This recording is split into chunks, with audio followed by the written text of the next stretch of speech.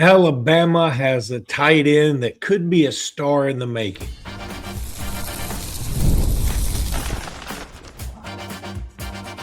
You are Locked On Bama, your daily podcast on the Alabama Crimson Tide. Part of the Locked On Podcast Network, your team every day.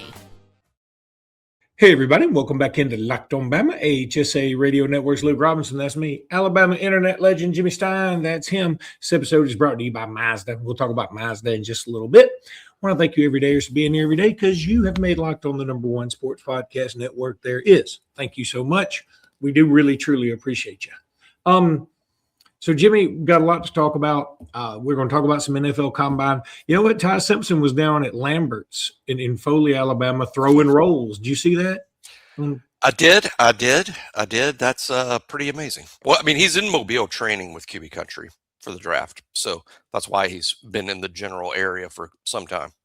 Right. I mean, it's just kind of interesting. I mean, if you've ever gone to Orange Beach, you've seen Lambert's home of the throwed rolls or whatever. And I've never been there and thrown a roll. I mean, I've been in a food fight, but I've been there, but chose not to participate in the roll throwing. Of course, the when you order a roll, they'll sometimes throw it to you, the staff there.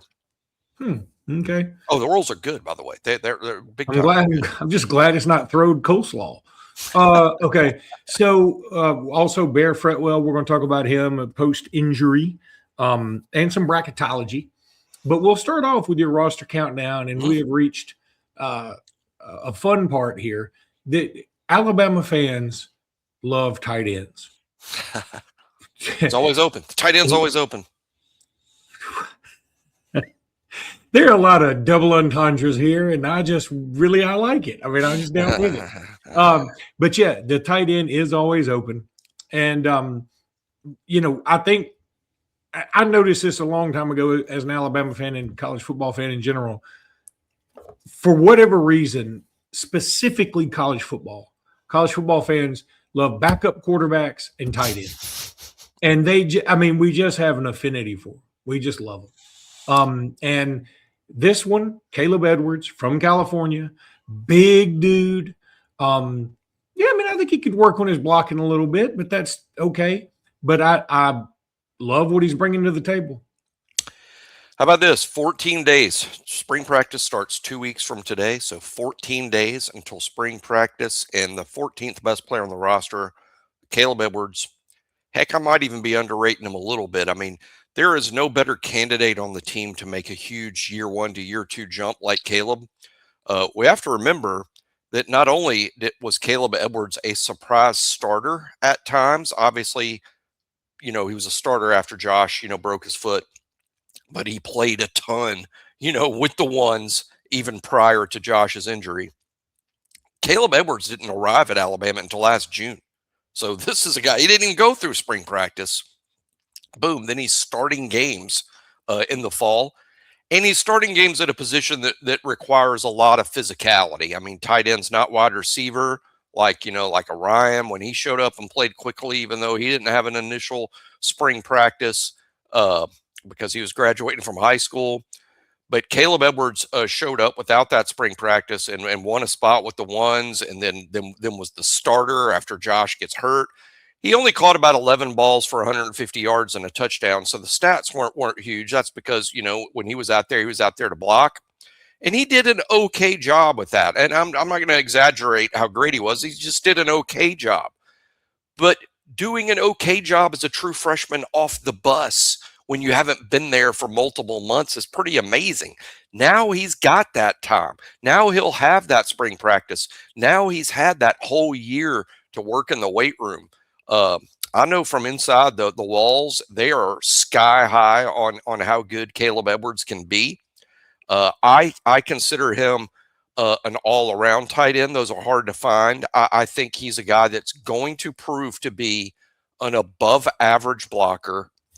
And I'm not going to go above average pass catcher, but how about more than adequate? I think more than adequate. I mean, he's a guy they will not hesitate to throw the ball to. Particularly as his career advances. And it's so rare to find these guys that can kind of be positive assets when it comes to both the blocking and the pass catching. And Kaleb can become one of those guys. Now, he's going to have a lot of competition, Luke. Luke Ford did not transfer to Alabama to sit. He was a starter at Oklahoma State. He didn't come to Alabama to be a bench sitter. He's substantially bigger than Kaleb, and Alabama wants to run the football. So Josh Ford is going to be a real threat here. Marshall Pritchett is also got a big ceiling. And, of course, you just signed Max Sutter, who might be the most gifted Alabama tight end in some time, and also in terms of an all-around player. So Alabama's present and future at tight end looks really, really good. But the present looks good primarily because of Kaleb Edwards. First of all, I'm going to push back on one thing. I think more than adequate equals above average. Sure. I think that's the same thing. I mean, Yeah, there was a line in The Simpsons one time where a guy was, I can't remember what it was from, but he said, it wasn't long before this yearly custom became an annual tradition. It sort of means the same thing. I guess what I'm trying to say is I don't think he's going to be – I don't think as a pass receiver he's going to be Josh Cuevas. I don't think he's ever going to be that. I don't think he's ever going to be that. But I also don't want to say he's just going to be average because I don't think that's true either. All right, so let's be fair. While we say the ceiling's high, we really like him. He's 6'6", 264. He can block pretty well. He's – pretty good catcher, but we just love this high ceiling. He had one touchdown, and that came against ULM in a 73-0 rout. And if you had told me after that game, early September, I would have said, yeah, he's probably going to end up with 4 or 5 touchdowns this year. Yep. And he didn't have another one. In fact, he went 1 catch, 1 catch, 1 catch, 1 catch, 1 catch, 1 catch, 2 catches, 3 catches, and he was hurt in the middle in there. It looks like he missed all of October. I didn't really remember that. But go ahead. Yeah. I was just saying, playing for this Alabama team, yeah, they basically all missed time. At some point. Yeah, well, I think a lot of that is I will point to during most of that time that you're alluding to. Josh Cuevas was catching all the balls in the tight end room, and when Kaleb was in, he was just in as the second tight end.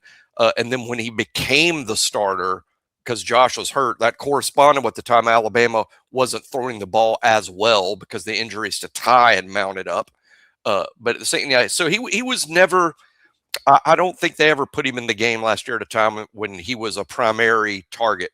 And partly that's, again, because he wasn't the tight end that caught the balls. And secondly, he was a true freshman learning the spot. So my ranking here of him being 14th is not saying he was the 14th best player on the team last year. That's not true. That's not even close to true.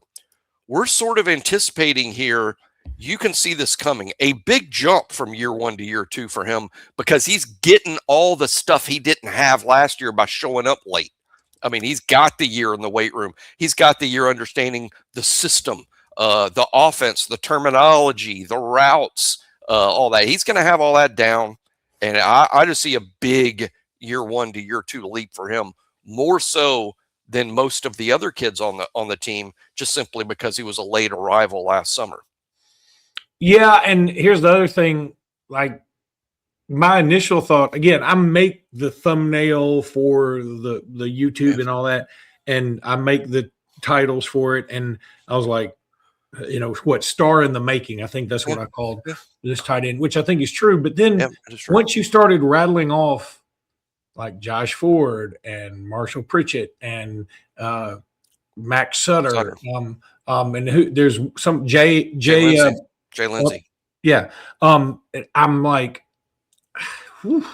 I mean, I think of all those, Kaleb Edwards may be the most physically talented. I'm really high on Max Sutter. We have not seen him catch a ball in college, so I can't, I'm not going to rate him just yet. But I would probably be highest on Kaleb Edwards, but it's closer than I thought. Yeah, and I agree. I think we're going to see a lot of tight. As a matter of fact, I think Kaleb Edwards today, he's going to play more snaps than any other tight end on the roster. I think second may be Josh Ford, simply because they want to run the ball better, run the ball more often, run the ball more efficiently. And Josh Ford's going to be almost certainly the best blocker in that room. So I think he's going to play a lot.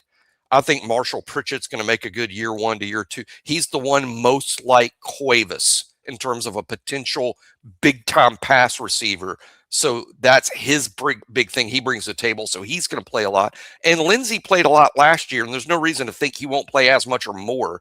So that's 4 tight ends getting those first team snaps. That's a lot. That's not even including Max Sutter. It'll be interesting to see if Max Sutter is so ready that he's stealing snaps from those guys. Very possible. But Alabama seems pretty set. So, maybe Sutter only playing in 4 games and redshirting, I wouldn't rule that out either, just simply because they have guys to play with the ones and they're not desperate for someone to show up. But Sutter could be so good they can't keep him off the field. How about we talk some Indeed? Workplace chaos, deadline stacking up, inbox overflowing, and the one position you have to fill is still sitting there open? When the pressure's on and you need the right hire, this is a job for Indeed sponsored jobs. Indeed sponsored jobs helps you reach the people who actually fit what you're looking for. Skills, experience, location. So you're not just hoping the right candidate stumbles across your post like a sucker. And here's a stat that says it all. In the minute I've been talking to you, companies like yours made 27 hires on Indeed, according to Indeed data worldwide. So if you're hiring, spend less time searching and more time interviewing candidates who check all your boxes with Indeed sponsored jobs. Look, listeners, this show get $75 sponsored job credit to help get your job the premium status it deserves at Indeed.com/podcast. That's Indeed.com/podcast. Go there right now. Support our show by saying you heard about it right here on Locked On Bama.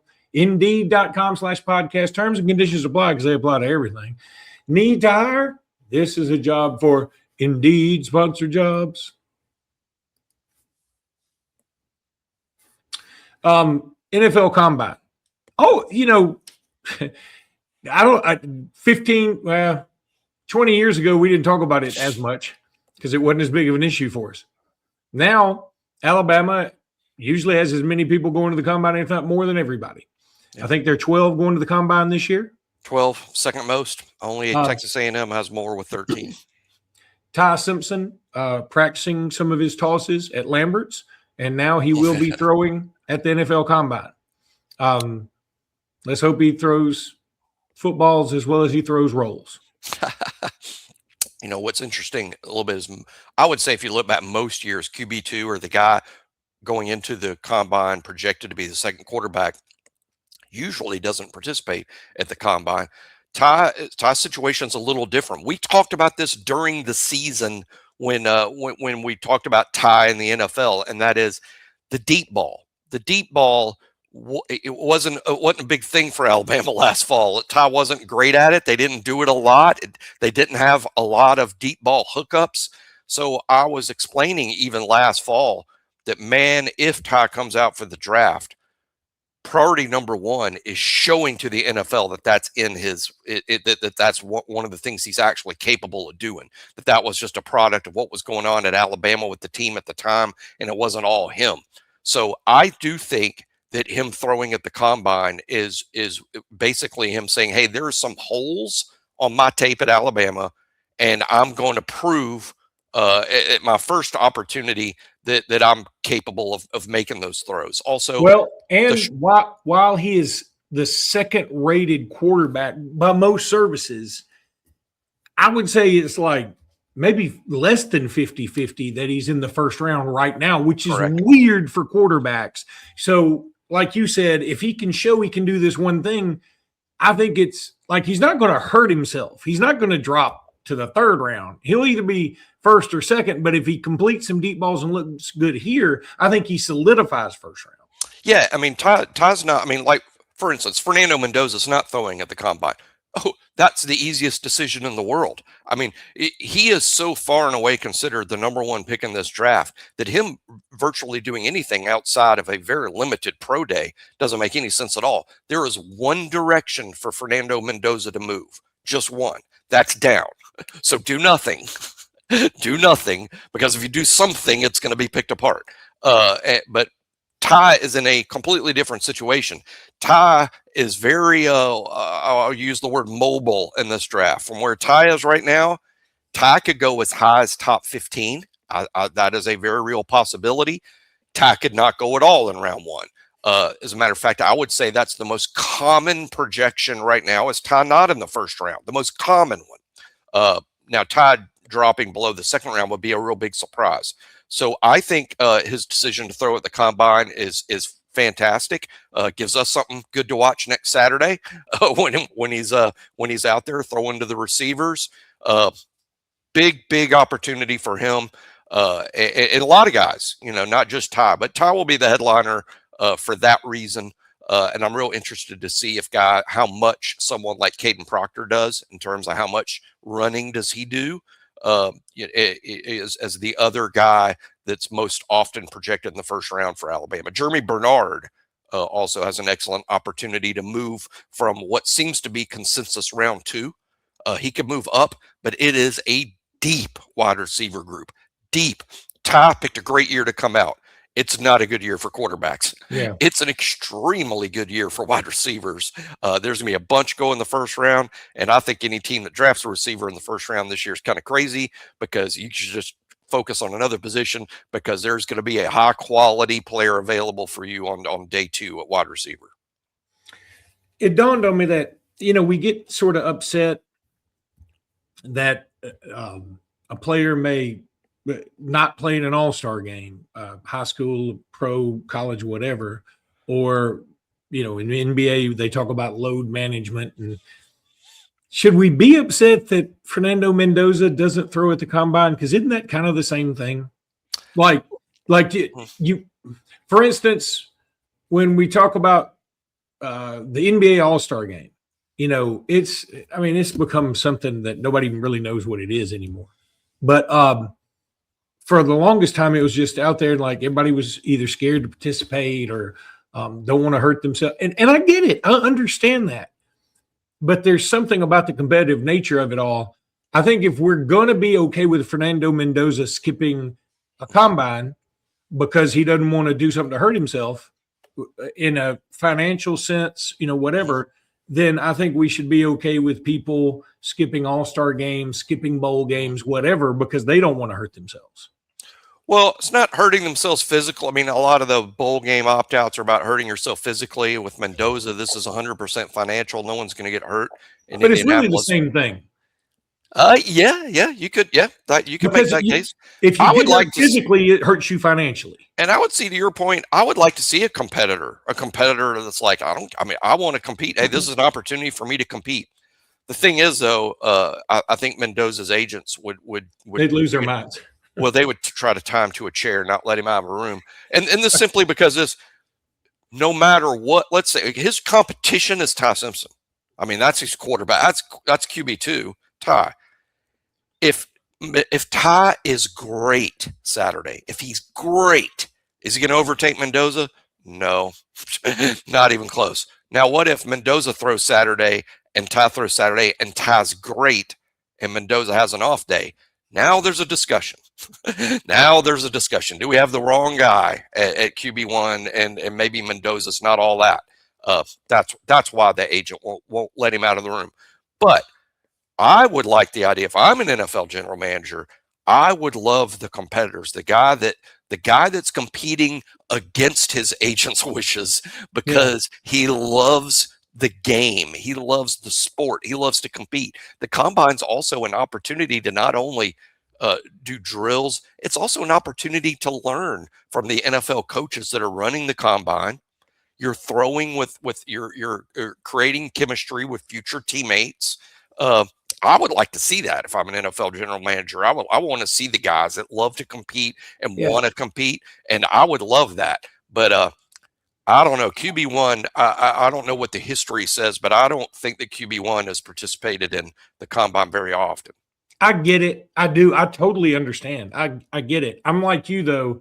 I think my respect, whatever he lost in terms of my seeing his, physically not being able to throw a ball this way or that way, he would gain in respect. And it's not like you don't respect him anyway. He just had one of the best seasons, or at least the best season in Indiana history, and one of the more Cinderella stories you'll ever see. But it's like that when you already have it, I mean, I think about this all the time. You know, there was a kid in Alabama not too long ago, or maybe it wasn't Alabama, maybe it was Texas or something, that sat out his senior year of high school because he was like, I don't want to get hurt. And my whole point was, at what point do we get to where nobody plays at all because we just, you're like, well, if I play I'm a fantastic football player. Oh, you are? Yeah, but I never play because I'm scared I'm going to get hurt and I can get a check anyway. I mean, the Darren Peterson stuff is real over at Kansas, where it's like, he's like, okay, I've done enough to show you, but you're at Kansas right now. We're trying to win a championship. He's doing a disservice to his teammates. And himself and us as fans. The only reason he makes money is because we watch him. You know what I'm saying? And so I think it's beholden. We've got to start holding these guys more accountable. They're making enough money where they need to be held more accountable to, look, you're getting paid $1 gazillion. You're getting paid $1 gazillion because our eyeballs are on you at all times. And so, yeah, you're taking a bit of a risk. But, you know, if you're Myles Garrett, you're making $40 million a year. If you played one half of 1 year, you'd never have to work again. Well, it's why there's no Pro Bowl. Yeah. You know, why would Myles Garrett agree to go play an extra football game in the Pro Bowl when he's got all that on the line? Of course, a lot of his money's guaranteed. And I remember, I think it was Evan Stewart that skipped a lot of his senior year or his entire senior year to save himself for college. Obviously didn't affect his recruitment in terms of all the schools still trying to sign him. And but yeah, I want to see a competitor. And it's like Chuck, the thing that you say about Chuck Norris. Chuck Norris's tears cure cancer. Too bad he never cries. You know.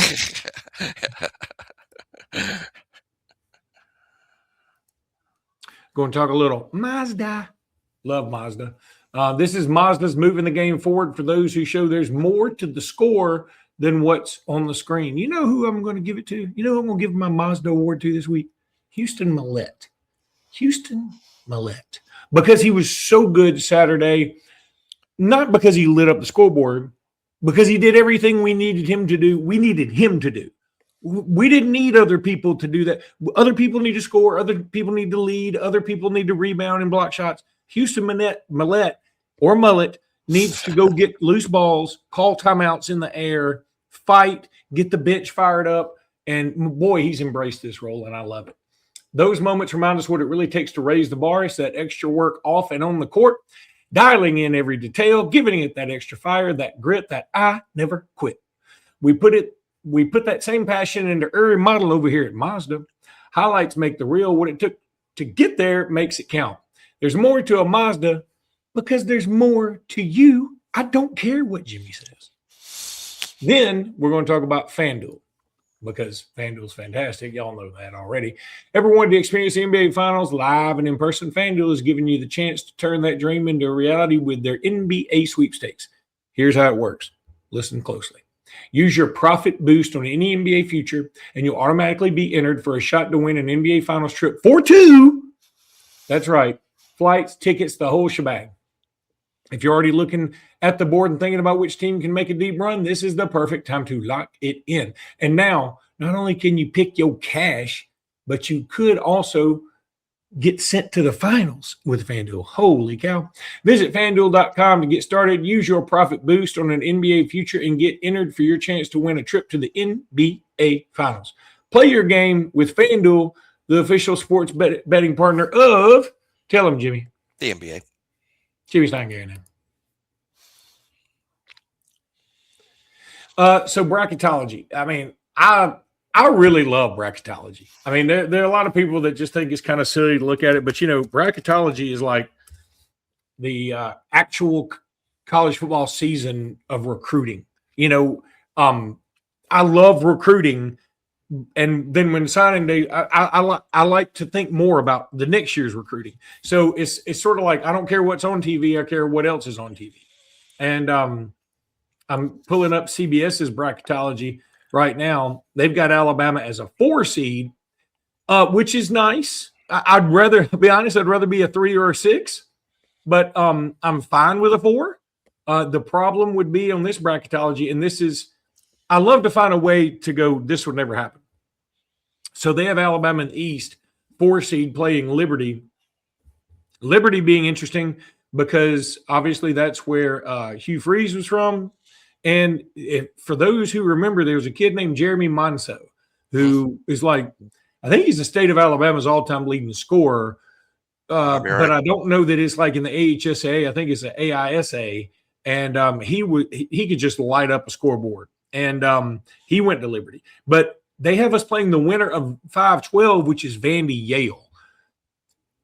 I don't think that'll happen. We've already played Yale and already played Vandy. So I don't see them putting those two in the line right above us. I just don't see it. The 1 seed in the East, of course, would be Duke, which tells me they think we're probably the worst of the 4 seeds because the Duke right now would have to be overall number 1. There's no doubt after that incredible game against Michigan. That was fun. They'd also have Illinois as the 2. Alabama's already played them too. I just don't see that happening. But I'm looking around here. Here's your choices for 1 seeds. Who would you rather play out of this group? Duke, Michigan, Arizona, or UConn? I think you got to go UConn. Shows how winning it all this year is going to be a little tough. Those teams at the top look really, really good, and there's several of them. It's not just like I said. All 4 of those 1 seeds are scary. The 2 seeds will be scary. In terms of where Alabama is, I think the tournament selection committee themselves did not have Alabama in the top 16. I think on Saturday, but I think Alabama today. There's a good chance they would be a 4 or 5. Now you're obviously projecting based on how the rest of the regular season will go, and Alabama's got a very winnable game Wednesday night against a home game against Mississippi State. But then these last 3. I mean, obviously, there's not a lot of certain wins there, though you like your odds of the Auburn, game at home, and how Alabama might do in the SEC tournament. I think pretty well. You could get a double bye, and what that means is that's nice that you get that time off, but it also means when you finally play a game, you're playing against someone good because a lot of the bad teams have already been eliminated by the time you get to that game. So racking up the wins at that point isn't easy. But I love Alabama's position right now. And this team getting to the Sweet 16 would be, I think, an enormous accomplishment based on injury, based on, hey, you've already had back-to-back Elite Eights. I've never believed that this was a Final Four national championship type winning team. Never believed that even before the year started. But I think getting the Sweet 16, I think it'd be an enormous accomplishment. And then, hey, you get to that game and then see what happens. Yeah. I just love looking at all this and seeing where it's going to pan out. And here's the thing. Alabama's schedule was so tough this year. It's going to be tough to avoid somebody in the second round that you hadn't already played because there's either in conference or you played somebody good. And if you're going to be a 4 or 5 seed, you're going to play the other 4 or 5, assuming they win, if there's not a 5-12 upset. And even if there is, in the case of Yale Vandy, I mean, you've already played Yale. So one last thing we can talk about, Jimmy, like you said, big game against Mississippi State Wednesday. Are you going? No, won't be in. I am going, and I committed to going, and I want to go. I love going to basketball games. I committed to going when the game was at 6. They've apparently moved it to 8, which is – oh, yeah, it is at 8. Yeah. That's rough for me. That's rough for Daddy. So we'll see how that goes. But Bear Fretwell, you wanted to bring him up about his injury and recovery and all that. Yeah, Bone had a good interview with Bear Fretwell that's going to come out on BOL. Everybody should check that out. But Bone gave us threw us a few bones before the article was released about details about Bear's injury. We knew it was bad. It is pretty bad. It's a torn ACL and a broken leg and a sprained MCL. So he's very unlikely to be ready to play football until, October. And I think even that might be a little optimistic. Almost a certain redshirt year for him. On the one hand, it doesn't really matter because of his age. He was a reclass kid. He was reclassifying and playing at the line of scrimmage. He was, 95% certain to redshirt anyway. So this will just result in what amounts to a redshirt year for him. It's just unfortunate that it happened in an all-star game and it was a freak injury. He just stepped on somebody and then it happened on his plant leg after he'd stepped on somebody. A freak injury. Hate it for him, because obviously the rehab and all of it, but just, we can already write down, hey, one of these incoming freshmen is redshirting. That's Bear. Nope, you muted. Second show in a row. You had the streak going. Now you got a streak going in the other direction. Dude. All right. But we're not going to get into it because we don't have time. Just want to say congratulations to the baseball team getting the sweep. Congratulations to the softball team taking care of Florida State twice, man. Twice they went and beat them. And so those two teams deserve their flowers, as well as we were doing the pod yesterday when Alabama was playing Florida in women's basketball. And then I listened to the game on Sirius XM because I was driving back to Lake City, and Florida came back from like a big deficit and took the lead. And I was like, dang it. And I had to get out of the car and quit listening. And then come to find out we came back and ended up winning. So kudos to the ladies too. All those teams deserve their flowers. We'll talk about them more on the next time. But until then, roll tide, everybody. Roll tide.